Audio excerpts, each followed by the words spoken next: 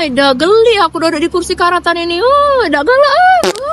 Lo penting ada kursi duduk. Sudah. Ngapa sih presiden nih lah ngasih cek ini tapi karatan? Geli Jo masyarakat duduk di sini. Duduk. Nah, kalau nih langsung tak paham kau di kuliah berarti. Tahu tak pengadaan barang dan jasa? Tidak tahu. Bukan gawean presiden Galo itu. Jadi kalian siapa? Program presiden. Video ini ya. Nah, pengadaan barang jasa dapat kita temukan dalam Peraturan Presiden Nomor 46 Tahun 25 sebagai perubahan kedua atas Peraturan Presiden Nomor 16 Tahun 2018 tentang pengadaan barang dan jasa. Pengertian pengadaan barang dan jasa dapat kita temukan pada pasal 1 angka 1 yang menjelaskan bahwa pengadaan barang dan jasa merupakan proses daripada pengadaan barang dan jasa menggunakan anggaran APBN, APBD, dan APB desa. Dan ini dilaksanakan oleh para pemegang anggaran, yaitu adalah kementerian dan juga pemerintahan daerah dan juga pemerintahan desa. Nah, pada tahapannya dimulai dari identifikasi kira-kira kebutuhan apa yang diperlukan. Lalu kemudian akan ada perencanaan, perincian daripada harga barang perkiraan. Lalu kemudian jika ini bukan swaklola, maka akan dicarikan siapa yang akan menjadi pengusaha yang akan mengambil pengadaan barang jasa. Lalu akhirnya akan adalah tercipta hasil daripada pengadaan barang dan jasa tersebut. Nah, adapun ruang lingkup daripada kebijakan pengadaan barang dan jasa dapat kita temukan pada pasal 5 ayat huruf A sampai pada huruf I yang menjelaskan bahwa pada prinsipnya pengadaan ini dilakukan dengan perencanaan yang baik, proses yang transparan, terbuka, dan juga kompetitif, serta didukung oleh kelembagaan dan sumber daya manusia yang profesional tentunya. Lalu, dengan arah kebijakan PBJ ini akan mendorong digitalisasi melalui penggunaan e-marketplace, penggunaan produk dalam negeri, serta memberi kesempatan lebih luas pada UMKM untuk menjangkau pasarnya, sehingga pengadaan barang dan jasa akan dapat berjalan secara efektif dan berkelanjutan. Menurut Peraturan Presiden Nomor 12 Tahun 2021, pengadaan barang dan jasa pemerintah merupakan kegiatan yang bertujuan tidak hanya untuk memenuhi kebutuhan pemerintah, tetapi juga untuk memberikan nilai manfaat yang optimal bagi negara, masyarakat, serta perekonomian nasional. Peraturan ini menekankan bahwa setiap proses pengadaan harus dilakukan secara efektif, efisien, transparan, dan akuntabel sehingga penggunaan anggaran negara dapat menghasilkan barang atau jasa yang berkualitas serta mendorong pertumbuhan ekonomi nasional. Dalam ketentuan pasal 4, sebagaimana diubah dalam peraturan tersebut, dijelaskan bahwa pengadaan barang dan jasa pemerintah memiliki beberapa tujuan utama, yaitu menghasilkan barang atau jasa yang tepat dari setiap uang yang dibelanjakan dengan memperhatikan aspek kualitas, kuantitas, waktu, biaya, lokasi, dan penyedia. Kedua, meningkatkan penggunaan produk dalam negeri. Yang ketiga adalah meningkatkan peran serta usaha mikro, usaha kecil, dan korporasi. Yang keempat adalah meningkatkan peran pelaku usaha nasional. Yang kelima adalah mendukung pelaksanaan penelitian serta pemanfaatan barang atau jasa hasil penelitian. Selanjutnya adalah meningkatkan keikutsertaan industri kreatif. Yang ketujuh adalah mewujudkan pemerataan ekonomi dan memberikan perluasan kesempatan berusaha serta meningkatkan pengadaan yang berkelanjutan. Saya sebagai pejabat pembuat komitmen, maka saya memiliki tanggung jawab untuk merencanakan, menetapkan spesifikasi teknis, serta memastikan proses pengadaan dilaksanakan sesuai dengan ketentuan peraturan perundang-undangan. Dalam konteks fasilitas publik seperti taman kota ini, pengadaan fungsi taman menjadi salah satu bentuk pelaksanaan pengadaan barang oleh pemerintah daerah untuk menunjang kenyamanan masyarakat. Dalam contoh yang kita lihat di taman ini, bangku taman merupakan salah satu bentuk pengadaan barang yang dilakukan oleh pemerintah daerah dengan tujuan untuk meningkatkan kenyamanan masyarakat dalam memanfaatkan ruang publik. Dalam melaksanakan proses pemilihan penyedia tersebut, kami sebagai Pokja Pemilihan harus berpedoman pada prinsip-prinsip pengadaan sebagaimana diatur dalam Peraturan Presiden Nomor 46 Tahun 2025 tentang pengadaan barang atau jasa pemerintah. Prinsip-prinsip tersebut meliputi yang pertama adalah efisien, yakni penggunaan anggaran negara harus dilakukan secara optimal. Yang kedua, efektif, yakni barang yang diadakan haruslah benar-benar sesuai dengan kebutuhan. Yang ketiga, transparan, yakni seluruh proses pengadaan dilakukan secara terbuka dan dapat diketahui oleh publik.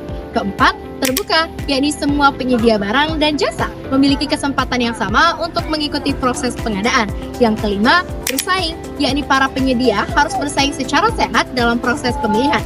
Yang keenam, adil dan tidak diskriminatif, yakni seluruh peserta dapat diperlakukan secara sama tanpa adanya perlakuan yang khusus.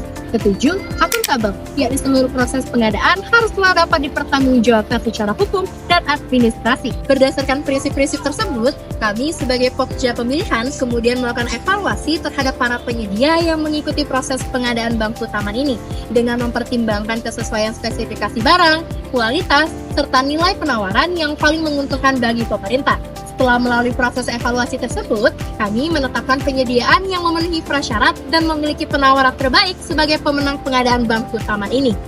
Dalam proses PBJ pemerintah, proses pengadaan tersebut dapat dilakukan dengan dua cara, yakni dengan metode swaklola atau melalui penyedia. Swaklola adalah proses pengadaan yang direncanakan, dieksekusi, dan diawasi sendiri oleh instansi pemerintah. Sedangkan melalui penyedia adalah proses pengadaan melalui pihak eksternal yang menyediakan barang atau jasa yang dibutuhkan oleh pemerintah. Dalam kasus PBJ pengadaan fasilitas publik berupa kursi taman ini, pemerintah membutuhkan penyedia yang mampu menyediakan barangnya. Dalam pengadaan barang dan jasa pemerintah, berdasarkan Peraturan Presiden Nomor 46 Tahun 2025, terdapat beberapa metode pemilihan penyedia yang digunakan sesuai dengan nilai dan kebutuhan pengadaan. Beberapa metode tersebut antara lain e-purchasing, pengadaan langsung, penunjukan langsung, tender cepat, dan juga tender. Pertama ada e-purchasing, yaitu metode pengadaan yang dilakukan melalui katalog elektronik pemerintah. Metode ini digunakan untuk barang pekerjaan, konstruksi, atau jasa lainnya yang telah tercantum dalam katalog elektronik, sehingga proses pembelian dapat dilakukan secara lebih cepat dan transparan. Kedua, pengadaan langsung. Pengadaan langsung yaitu metode pengadaan yang digunakan untuk barang atau jasa lainnya dengan nilai paling banyak 200 juta dan pekerjaan konstruksi dengan nilai maksimal 400 juta. Pelaksanaannya dapat dilakukan melalui pembelian atau pembayaran langsung kepada penyedia menggunakan bukti pembelian atau kwitansi. Ketiga, penunjukan langsung, yaitu metode pemilihan penyedia dengan cara mengundang satu pelaku usaha yang dipilih secara langsung oleh pemerintah. Keempat, ada tender cepat, yaitu metode pemilihan penyedia yang digunakan apabila spesifikasi dan volume pekerjaan telah dapat ditentukan secara rinci. Dalam hal ini, penyedia hanya perlu memasukkan penawaran harga melalui sistem elektronik, kemudian dipilih dan diseleksi oleh pemerintah. Kelima, tender, yaitu metode pemilihan penyedia yang digunakan apabila pengadaan tidak dapat dilakukan dengan metode lainnya. Pelaksanaan tender meliputi beberapa tahapan, antara lain mulai dari uji kualifikasi hingga pengumuman pemenang. Metode ini merupakan metode yang paling umum digunakan dalam pengadaan barang dan jasa pemerintah. Sebagai penyedia, kami memiliki tanggung jawab untuk menyediakan barang sesuai dengan spesifikasi dan standar kualitas yang telah ditentukan oleh pemerintah. Misalnya, dalam pengadaan bangku taman seperti tadi, penyedia harus memastikan bahwa bahan yang digunakan kuat, tahan cuaca, dan aman digunakan oleh masyarakat. Sebagai pengawas dalam pengadaan barang dan jasa pemerintah, dalam sistem pengadaan, pengawasan dilakukan oleh berbagai pihak, baik pengawas internal pemerintah seperti aparat pengawas internal pemerintah maupun pengawas eksternal seperti lembaga audit negara dan bahkan masyarakat sebagai pengguna fasilitas publik. Maka dari itu, dalam pelaksanaan pengadaan barang dan jasa, seluruh pihak yang terlibat wajib mematuhi etika pengadaan barang dan jasa sebagaimana diatur dalam pasal 7 dari Peraturan Presiden Nomor 46 Tahun 2025 tentang perubahan kedua atas Peraturan Presiden Nomor 16 Tahun 2018 tentang pengadaan barang dan jasa pemerintah. Pertama, setiap pihak harus melaksanakan tugas secara tertib dan bertanggung jawab agar tujuan pengadaan dapat tercapai secara tepat. Kedua, para pelaku pengadaan tentu harus bekerja secara profesional dan mandiri, serta menjaga kerahasiaan informasi yang memang harus dirahasiakan untuk mencegah adanya penyimpangan. Ketiga, para pihak tidak boleh saling mempengaruhi, baik secara langsung maupun tidak langsung, yang mana dapat mengakibatkan persaingan usaha tidak sehat. Keempat, setiap pelaku pengadaan harus menerima serta bertanggung jawab atas keputusan yang telah disepakati secara tertulis oleh pihak-pihak yang terkait. Kelima, semua pihak harus menghindari dan mencegah terjadinya konflik kepentingan yang dapat mempengaruhi objektivitas dalam proses pengadaan. Yang keenam, para pelaku pengadaan juga wajib menghindari pemborosan serta kebocoran keuangan negara. Yang ketujuh, setiap pihak harus menghindari penyalahgunaan wewenang maupun praktik kolusi dalam pelaksanaan pengadaan. Dan yang terakhir, para pihak dilarang menerima, menawarkan, atau menjanjikan hadiah, imbalan maupun komisi yang merupakan bentuk keuntungan lainnya yang berkaitan dengan proses pengadaan barang dan jasa. Namun keberhasilan pengadaan tidak hanya ditentukan oleh proses pengadaannya saja, tetapi juga oleh pengawasan yang efektif setelah barang atau jasa tersebut disediakan.